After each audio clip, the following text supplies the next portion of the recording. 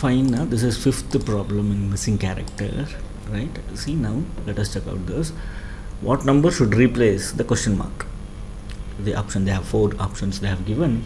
So now we have to find. I told you in the last problem that we have to check either row wise, or we have to check column wise or diagonally. But here it is supposed to be, see, in this, okay, it is in the middle, so that's what, either row or column we have to check out. So now let us check this. 49 should come, it is going to be a square of some number, right? That is 7 square. So similarly this 100 is also 10 square. Now we have to find, we have to get 10 and as well as 7 from this.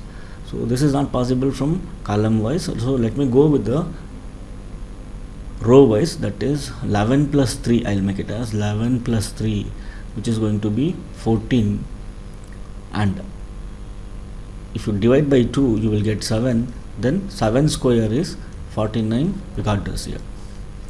So similarly 7 plus 13, which is going to be 20, that divided by 2 is 10. If you square it, we are going to get 100.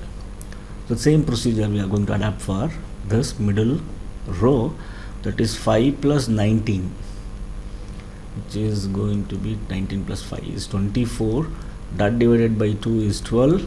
If you square it, that is going to be 144. The answer is C.